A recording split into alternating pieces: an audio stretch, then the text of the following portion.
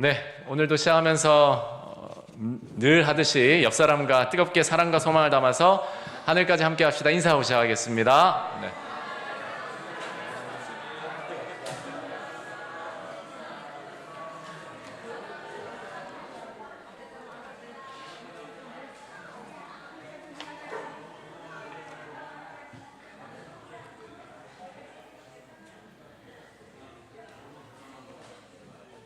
네,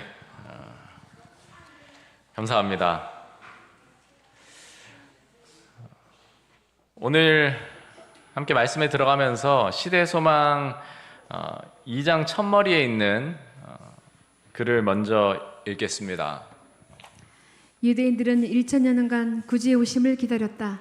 그들은 이 사건에 그들의 가장 빛나는 소망을 두었다. 그들은 그분의 이름을 노래와 예언 가운데 또는 성전 의식과 가정 기도 가운데 포함시켰다. 그럼에도 불구하고 그들은 그리스도께서 오셨을 때에 그를 알지 못하였다. 여러분들이 이미 묵상하신 내용에 있는 글인데, 여러분, 유대인들이 그들의 정체성에 있어서 가장 중요했던 게 뭘까요? 네, 뭐 어려운 거 없습니다. 안식일도 아닙니다. 메시아를 기다리는 일이었어요. 그 메시아를 기다리면서 그들이 순종해야 될 명령들로 그러한 계명들, 규례들을 지키고 있었던 거예요. 그들의 정체성은 다 그들을 구원할 메시아, 모세가 죽기 전에 유언하면서 나와 같은 선지자 하나를 보내실 것이다라는 그 예언을 남기면서 그들이 기다렸던 것은 메시아였어요. 그런데 그들이 메시아를 어떻게 기다렸냐면 늘 그들이 매일 부르는 노래 속에 메시아를 넣어서 노래를 부르고 기억했고, 그들이 하는 모든 예식, 날마다 드리는 그 양을 잡아 바치는, 그것도 아침 저녁으로 바치는 그 예식이 다 메시아를 상징하는 예식이었어요. 그리고 그들이 선지자를 통해서 배웠던 기별이나 들었던 내용들 다 메시아였습니다. 유대인들이 가진 모든 역사, 모든 문화, 모든 사회, 그들이 사는 모든 삶에 메시아를 빼면 사실 아무것도 남는 것이 없는 거였어요. 그런 유대인들이, 그런 이스라엘, 구약 이스라엘 백성들이 누구를 맞이하는 데 실패했다고요? 메시아를 맞이하는, 초림하시는 예수님, 그리스도를 맞이하는 일에 실패했던 겁니다. 어쩌다가 실패했을까요? 보통 관심을 가지지 않아서 맞이하지 못했다면 이해하지만 그들의 모든 일상이 다 메시아에 관한 거였어요. 그들의 학교도, 그들의 식당도, 그들의 모든 가정도 다 정말 말 그대로 메시아로 다 도배될 만큼 그런 삶을 살았던 유대인들인데, 메시아를 영접하는 일에 실패했고, 영접하지 못했을 뿐만 아니라 메시아를 십자가에 못 박아 죽이게 만들었습니다. 여러분, 구약 이스라엘 백성들의 실패를 현대의 우리로 좀 적용해서 설명해 보면, 비유로, 우리가 그렇다는 게 아니라 비유로 설명해 보면, 우리 제7일 안식일 예수 재림교회의 정체성은 뭡니까? 예수님의 재림을 맞이하는 거잖아요. 그런데 그 일에 우리가 실패한다라는 거죠. 세상의 어느 교회들보다 우리는 예수님의 재림을 많이 이야기하고 기도하고 또 노래하고 가르치고 전도하고, 그런데 그렇게 사는 우리가 예수님을 맞이하는 일에 실패했다라는 겁니다. 이스라엘 백성들의 이야기를 비유하자면. 왜 그랬을까? 그리고 그들의 실패를 통해서 우리가 배울 수 있는, 또 반면교사 삼을 수 있는 내용이 무엇이 있을까? 오늘 우리가 함께 살펴볼 것입니다. 여러분, 예수님 초림 때 유대인들이 예수님의 예언에 관해서 잘 알고 있었을까요? 네, 잘 알고 있었습니다. 우리도 2300주야 공부하잖아요. 그래서 우리가 사는 시간이 1844년 이후로 마지막 때고, 정말 이 시간으로서의 예언은 이제 남지 않았고, 예수님이 언제 오셔도 이상할 것이 없다, 우리가 늘 그렇게 배우고 가르칩니다. 요단강 프로젝트를 하면서 배우는 것도 그런 내용들이에요. 그런데 유대인들은 어땠냐? 이 성경절을 한번 먼저 보시겠습니다. 왕이 모든 대제사장과 백성의 서기관들을 모아 그리스도가 어디서 나겠느냐 물으니 이르되 유대 베들레헴이오니 이는 선지자로 이렇게 기록된 바 또 유대 땅 베들레헴아 너는 유대 고을 중에서 가장 작지 아니하도다. 내게서 한 다스리는 자가 나와서 내 백성 이스라엘의 목자가 되리라 하였음이니이다. 네, 이게 이제 헤롯 왕이 동방 박사들이 메시아가 났다고 하는데 어디 있습니까? 물었을 때 깜짝 놀라서 신학자들을 불러가지고 어떻게 된 영문인지를 물었을 때 대답한 거예요. 그러니까 당시의 대제사장과 서기관들은 오늘날로 말하면 대학교의 교수들이고 목사들인데 다 알고 있었던 거예요. 심지어 어디서 태어날지, 그리고 언제, 지금이 메시아가 날 때인지 아닌지를 알고 있었던 거예요. 그럼에도 예수님을 맞이하는 일은 실패했다라는 겁니다. 어떻게 이런 일이 있을 수 있었을까? 그리고 혹 우리도 이 유대인들처럼, 이스라엘 백성들처럼 이러한 과오를 범할 수 있지 않을까? 그렇지 않으려면 어떻게 해야 할까? 그것이 오늘 설교의 핵심이라고 할 수 있습니다. 여러분, 유대인들을 이스라엘 백성을 하나님께서 선택하셨잖아요. 구약 이스라엘 백성들을 선택하신 이유는 다른 것이 아니라 메시아가 태어날 민족으로 선택하신 것이고, 그 메시아를 통한 구원의 복음을 간직할 그릇들로 삼으신 겁니다. 그래서 시대의 소망, 여러분들이 묵상하신 내용에는 이러한 내용이 있습니다. 그러나 하나님께서는 일찍이 이스라엘을 택하셨다. 하나님께서는 당신의 율법과 또한 구주를 알려주는 표상과 예언의 지식을 인류 가운데 보존하도록 그를 부르셨다. 그는 그들이 세상에서 구원의 셈이 되기를 원하셨다. 네, 이 말이 무슨 말인가 하면, 하나님이 이스라엘 백성들을 선택하시고 하나의 민족으로 세우실 때에는 그들이 진리와 복음이 되게 하시려고 만드신 게 아니고 진리와 복음을 그들로 간직하도록 부르신 겁니다. 이것이 별거 아닌 것 같지만 이 차이를 여러분들이 잘 이해할 필요가 있습니다. 예를 들어 설명하면, 우리가 일반적인 식사를 할 때 음식이나 음료는 늘 그릇에 담아 먹습니다. 그렇죠? 그러나 그릇 자체가 우리의 배를 채울 수는 없어요. 그릇에 담겨진 음식이 우리에게 영양을 공급하고 또 힘을 주고 살아갈 어떤 생명력을 공급합니다. 사실 배고픈 사람이 앉은 식탁 위에 올려진 그릇이 만약 비어있다 한다면 그 사람에게 그 그릇은 아무 유익이 없습니다. 하나님께서 이스라엘을 택하신 이유는 그들 안에 진리가 있거나 그들이 진리나 또는 복음이 되도록 부르신 게 아니라 마치 그릇처럼 예수 그리스도를 통한 그 진리의 빛과 구원의 복음을 담을 그릇으로 이스라엘 백성을 선택하신 거예요.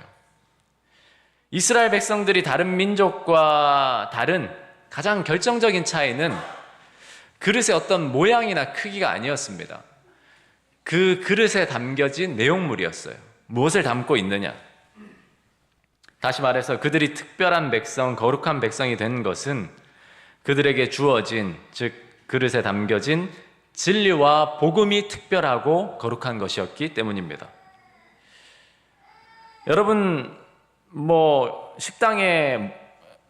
식당을 고르는 일에 있어서 뭘 먹을지 고민하는 친구에게 식당을 추천할 때 그 집은 그릇이 참 예뻐서 좋아, 이렇게 추천해 보신 적 있습니까? 뭐 먹을까? 이번에 여기로 가자. 거기 뭐 좋은 거 있어? 거기 그릇이 진짜 예뻐. 이렇게 추천해 보신 적 있으세요? 없습니다. 거의 없을 거예요.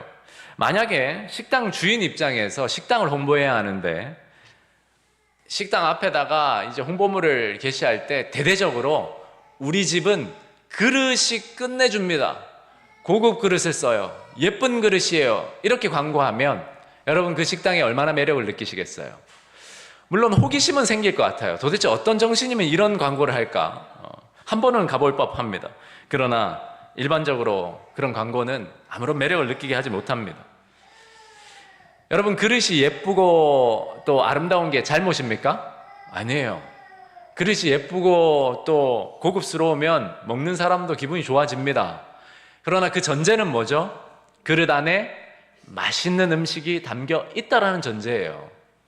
만약에 식당에 갔는데 정말 밥 요만큼 담고 맛도 없는 거 담으면서 그릇이 예뻐가지고 이렇게 오면 그래서 식당 사장이 뿌듯해하면서 우리 식당은 그릇이 끝내줍니다. 아주 만족하실 거예요 하면 여러분 무슨 생각하실 거예요? 여러분, 이스라엘 백성들은 그릇으로서 부름을 받았는데 언제부턴가 그들이 주목하고 생각하고 자랑하기 시작했던 것이 뭐라고요? 그릇에 담긴 진리와 복음, 그리스도가 아니라 그릇 자체를 바라보기 시작한 겁니다. 자기네들 나라를 본 거예요. 다윗을 통해서 거의 통일을 이루고 솔로몬을 통해서 번영을 이루고 꼭 그 다윗과 솔로몬 때가 아니더라도 이스라엘 민족의 어떤 흥왕기가 오면 그들이 무엇을 보기 시작했냐면 자기 자신을 본 거예요. 그릇들을. 제가 이천에서 왔잖아요. 이천에는 큰 축제가 두 가지 있는데 이천 쌀축제랑 도자기 축제입니다. 그런데 이천에 살면서도 저 여기 딱 한 번 가봤어요. 잘 가진 않았는데 얼마나 아름다운 이 자기들이 많은지 몰라요. 도자기들이. 물론 여기에 이제 도자기를 좋아하시고 수집하시는 분들도 있으리라 생각합니다. 제가 뭐 이천 도자기를 폄하하거나 이런 예술 작품을 폄하하는 건 절대 아니에요. 그런데 세상의 관점으로 볼 때는 이 아름답고 화려한 이 도자기, 수려한 도자기가 정말 가치 있어 보일지 모르지만 오늘 우리가 나누는 말씀의 관점, 하늘의 관점에서는 사실 그릇의 아름다움은 중요한 게 아닙니다. 이 그릇에 무엇이 담겨 있는가가 중요한 거예요. 그릇에 담겨진 내용물이 무엇인가, 그 그릇에 진리가 담겨져 있고 복음이 담겨져 있는가 하는 것이 중요한 겁니다. 유대인들이 천하의 복된 민족으로 세워질 수 있었던 것은 그릇이 화려하고 예뻐서 튼튼해서가 아니었습니다. 이스라엘이라는 그릇, 유대인이라는 이 그릇 안에 무엇을 담아주신 것이죠? 진리를 담아주셨기 때문입니다. 여러분, 제가 지금 배가 고파서 거의 죽을 지경이라고 가정해 보겠습니다. 지금은 배가 안 고파요. 제가 식당에 들어가서 앉았는데 제 앞에 두 개의 그릇이 놓여진 거예요. 하나는 정말 고려청자처럼 보기만 해도 아름답고 가치 있어 보이는 사기 그릇이고 도자기고, 다른 하나는 지극히 평범하고 볼품없는 질그릇입니다. 물론 이 사진은 정확히 표현을 못했겠죠. 그런데 이 도자기는 텅텅 비어 있는데 이 질그릇에는 뜨끈뜨끈한 햅쌀밥이 가득 담겨져 있습니다. 그러면 정말 말 그대로 배가 고파서 거의 죽을 지경에 처한 저라면 무엇이 더 가치가 있습니까? 지금은 도자기가 눈에 들어오지 않아요. 도자기는 저를 살릴 수 없습니다. 질그릇에 담겨 있든 검은 그릇에 담겨 있든 밥이 중요한 거거든요. 밥이. 제가 일전에 전임 목사님, 김현철 목사님 소그룹 세미나를 들을 때 참 마음에 감동을 많이 받았던 비유인데 여러분도 기억나실 거예요. 유람선과 구조선 비유 혹시 생각나시나요? 여러분, 유람선 타고 세계 일주 여행하는 거 싫어하시는 분 계신가요? 물론 뭐 배멀미 나서 싫어하시는 분도 있을 수 있겠지만 다들 좋아합니다. 싫어하는 거 아니고 저도 기회가 된다면 언제 한번 하고 싶어요. 그러나 만약에 바다에 빠진 사람 입장이라면 무슨 배를 기다릴까요? 구조선을 기다립니다. 여러분, 교회는, 하나님께서 세우신 교회는 만약에 배라고 한다면 어떤 배가 되어야 할까요? 교회는 구조선과 같습니다. 화려한 이 유람선, 아주 여행을 즐기는 유람선이 아니라 비록 조금 뭐 상대적으로 너무 작고 보잘것없고 지저분하고 뭐 비린내가 나고 미끌거려도 교회는 구조선이어야 합니다. 여러분, 이 차이가 바로 이 차이입니다. 우리는 다 무엇으로 부름을 받았다고요? 그릇으로 부름을 받았습니다. 우리 새천사 교회도 그릇이고 우리 각 사람도 그릇입니다. 그런데 우리가 그릇이라 한다면 우리의 가치는 어디에서 결정됩니까? 우리의 그릇에 담겨진 내용물로 결정되는 거예요. 그런데 유대인들이 이 내용물에 집중하지 않고 그릇 자체에 집중하면서 뭘 하기 시작했냐면 점점점 그 질그릇이 뭐가 되려고 했어요? 마치 고려청자처럼 이 아름다운 도자기가 되려 했던 거예요. 그 자체가 나쁜가? 그렇지 않아요. 밥이 아름다운 그릇에 담겨 있을수록 밥맛이 더 돌고 좋잖아요. 제 아내도 예쁜 그릇 보면 사고 싶어 하고 합니다. 저도 보니까 투박하고 아주 못생긴 그릇보다는 예쁜 그릇에 정갈하게 담겨 있는 것이 훨씬 밥맛이 돌고 좋더라고요. 그러나 그릇 자체에 집중하기 시작하면, 본질을 놓치게 되면 유대인들은 율법주의에 빠진 겁니다. 율법주의가 바로 이 옆에 청자와 같은 이런 모습이에요. 겉은 정말 화려한데 생명을 살리는 진리가 담겨 있지 않은 거예요. 우리도 마찬가지입니다. 하나님께서 마지막 때 남은 무리로, 남은 자손으로, 남은 교회로 우리를 택하신 것은 우리에게 하나님이 필요하신 어떤 선한 것이 있거나 능력이 있어서가 아니고 정말 평범하고 보잘것없는 질그릇과 같은 우리이지만 온 세상을 위한 진리의 기별인 이 복음을, 그리고 새 천사의 기별을 담아서 하나님의 뜻을 성취하시기 위함이었습니다. 우리가 진리를 가지고 있다면 우리는 가치 있는 존재가 됩니다. 비록 질그릇처럼 겉으로 보기에는 보여지는 그릇으로는 매력이 없을지라도 사람을 살릴 수 있는 그릇이 돼요. 그러나 우리가 아무리 화려하다 할지라도 만약에 우리가 밥을 담고 있지 않은 그릇처럼 진리를 담고 있지 않다면 우리는 하늘의 눈에서 볼 때는 아무 가치가 없습니다. 여러분의 헌신으로 정말 이 아름다운 교회를 만드셨잖아요. 이 자체가 얼마나 대단한 일이고 얼마나 아름다운 사역입니까? 그리고 이렇게 좋은 공간을 확보하면서 얼마나 많은 우리가 혜택을 누리고 있습니까? 그럼에도 이 아름다운 건물이 우리의 정체성을 결정짓지 않는다는 사실을 잊지 말아야 합니다. 만약에 우리가 이렇게 아주 멋진 건물, 멋진 인테리어 안에 예배를 드리지만 예수 그리스도라는 진리를 우리의 삶, 개인의 삶이나 교회에서 놓쳐버리고 그리스도 중심 사역이 이루어지지 않으면 다 무너져가는, 주차장도 제대로 없는 그러한 교회에서, 그러나 예수 그리스도만을 높이고 그리스도를 의지하는 그러한 예배를 드리는 성도들과 비교할 때 딱 이 그림으로 생각하시면 됩니다. 여러분, 우리의 신앙도 마찬가지입니다. 우리가 얼마나 신앙 오래 했는지, 내가 얼마나 교회에 헌신했는지, 이 자체가 나쁜 게 아니에요. 그러나 본질, 예수 그리스도라는 진리를 우리의 삶의 중심에 두지 않고 그분과의 인격적인 관계에서 끊어져 버리면 그릇으로서의 우리의 가치는 다 잃어버리게 되는 것입니다. 다시 말씀드리지만 하나님께서 연약하고 보잘것없는 우리를 택하신 이유는 오히려 그리하여 그릇보다 그릇에 담겨진 진리가 더 분명하게 드러나게 하시기 위함이었습니다. 우리가 이 보배를 질그릇에 가졌으니 이는 심히 큰 능력은 하나님께 있고 우리에게 있지 아니함을 알게 하려 함이라. 여러분, 우리는 정말 질그릇처럼 아무것도 아닌 존재일 수 있지만 그리스도의 진리가, 그 십자가 사랑이 우리의 마음에, 우리의 삶에, 이 교회에 담겨지면 우리는 하나님의 영광을 드러내는 귀한 그릇이 됩니다.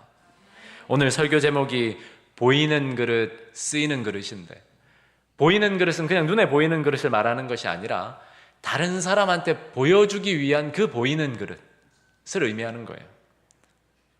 우리의 삶이 아무리 화려해도 우리의 생애에 십자가의 사랑이 담겨 있지 않으면 세상의 그 어떤 영혼의 허기도 채울 수 없습니다. 사람들이 진짜 필요한 것은 예수님의 십자가에서 흐르는 용서와 희생, 그분의 말씀에서 나오는 생명의 양식이에요. 우리 교회가 담아야 할 것은 바로 그겁니다. 그 사랑이 담긴 그릇이 될 때 우리는 세상을 살리는 존재가 될 수 있습니다. 그러면 택함받은 그릇으로서 우리가 해야 할 일이 무엇일까요? 그릇으로서 우리가 해야 할 일, 아름다운 문양을 만드는 것일까요? 아니면 모양을 바꾸는 것일까요? 여러분, 오늘 아침에 식사하셨습니까? 식사하시는데 밥그릇 문이 마음에 안 들어서 숟가락 놓으신 분 혹시 계신가요? 우리가 밥 먹는데 그릇이 조금 안 이쁘다고 해서 문제가 되지 않습니다. 물론 그릇이 예쁘면 밥맛도 더 좋다고 하지만 배고픈 사람들에게는 이 그릇이나 저 그릇이나 밥만 충분히 담아주면 돼요. 그러나 밥을 담아 먹는데 문제가 되는 그릇이 있는데 바로 더러운 그릇입니다. 예쁘지는 않아도 돼요. 화려하지 않아도 돼요. 그런데 그릇이 더럽고 오염되어 있으면 그것은 문제가 됩니다. 그래서 하나님께서 그릇으로 우리를 부르시고 요구하시는 한 가지가 있습니다. 너 화려해라. 저기 고려 청자 보이지? 저렇게 아름다운 무늬를 가져야 해. 저기 포트멜리온 저 보이지? 저 정도는 돼야 돼.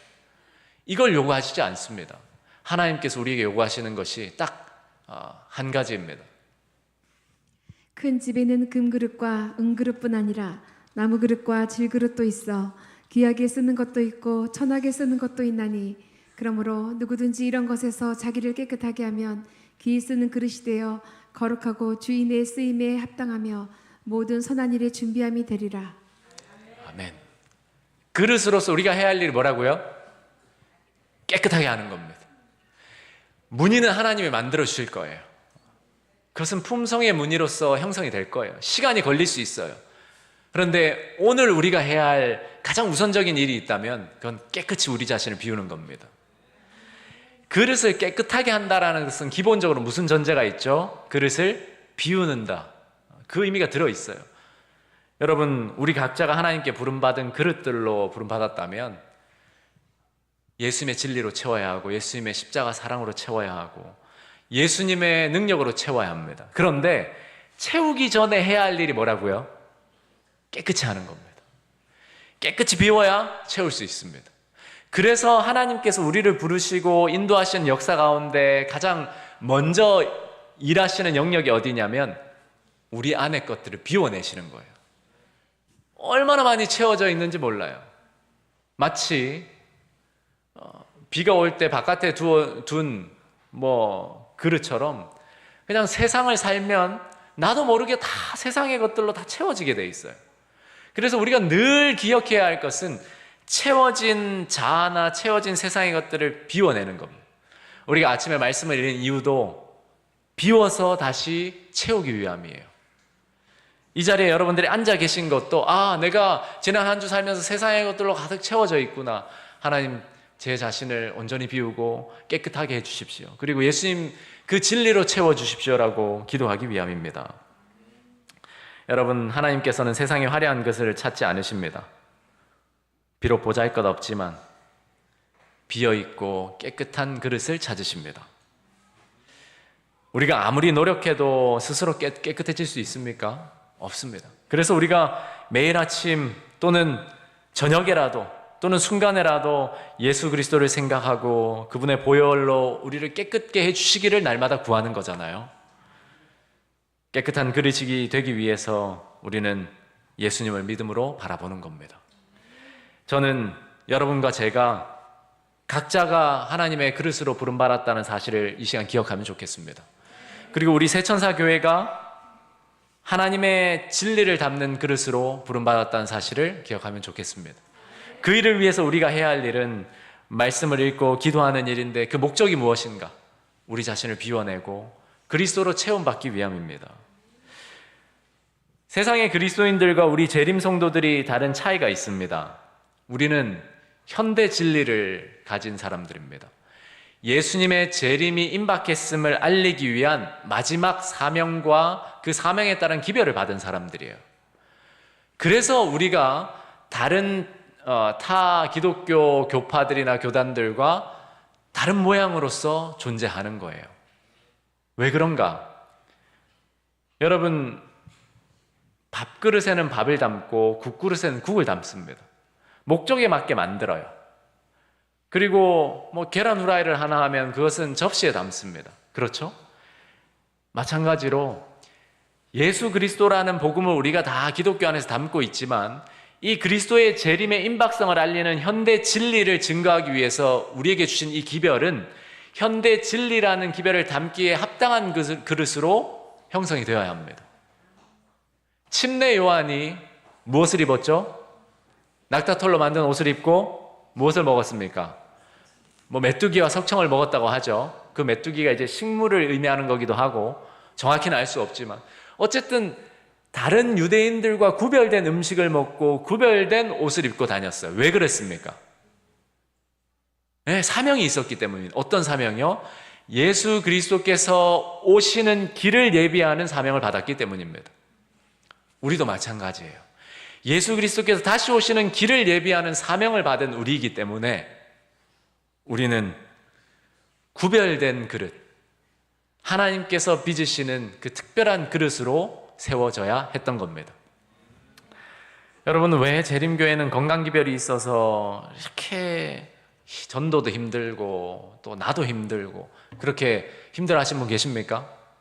왜 재림교회는 찬양을 해도 또 기도회를 해도 이렇게 분위기가 다르고 또 재림교회는 옷 입는 것부터 시작해서 예배드리는 날도 다르고 왜 이렇게 다 다른가? 다른 이유가 없습니다. 우리가 증거해야 될 기별이 다르기 때문입니다. 예수 그리스도라는 공통된 분모는 꼭 같지만 이 마지막 시대에 그 예수 그리스도를 현대적으로 증거하고 예수님의 재림을 준비시키는 이 사명을 맡은 우리에게 맡겨진 이 내용물이, 이 현대 진리가 바로 우리의 모양을 결정짓습니다. 그러므로 여러분, 우리가 현대 진리를 담은 그릇으로 부름을 받았다라면 그 기별에 충성된 자로서 우리 자신을 깨끗이 하고 그 현대 진리를 담는 일에 최선을 다해야 합니다. 하나님께서는 유람선을 찾지 않으십니다. 구조선을 부르십니다. 하나님께서는 보이는 삶보다 쓰이는 삶을 더 귀하게 여기십니다. 멋진 인생보다는 목적 있는 인생이 중요합니다. 우리는 사람들의 찬사를 받기 위한 그릇이 아니라 하나님의 손에 들려서 사람들을 살리는 그릇이 되어야 합니다. 그러므로 하나님께서 진리를 담으실 수 있는 그릇이 되기 위해 날마다 그리스도의 공로와 보혈을 힘입어 스스로를 정결하게 하며 깨끗한 그릇으로 하루하루를 살아가게 되시는 저와 여러분들 되시기를 예수님 이름으로 축복합니다. 이 시간에 우리 함께 받은 말씀을 은혜를 나누고 서로 결심하는 시간을 갖도록 하겠습니다. 곁에 계신 두 분, 세 분씩 짝을 지어주시고 말씀을 나누시기 바랍니다.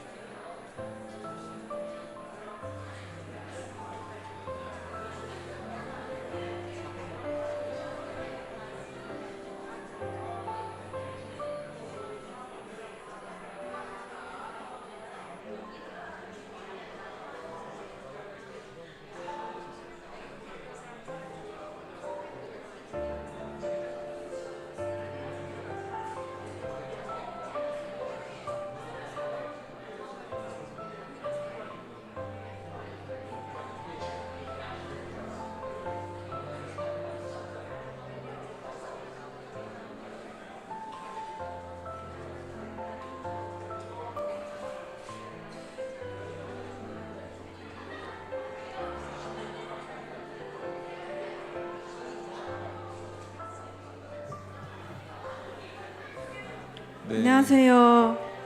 저는 오늘 설교를 통하여 하나님께서 주시는 진리와 복음을 간직하고 심히 큰 능력은 하나님께 있음을 깨달았고 예수 그리스도와의 관계를 우리 삶에 적용하여야 한다는 것을 알았습니다. 또 자기를 깨끗하게 하면 모든 선한 일에 준비함이 되리라는 것도 알았습니다. 결코 지어본 적이 없고 실수한 적도 없는 하나님께 성실하고 순종하며 살겠습니다. 감사합니다. 네, 안민아 집사님을 주님의 이름으로 축복합니다.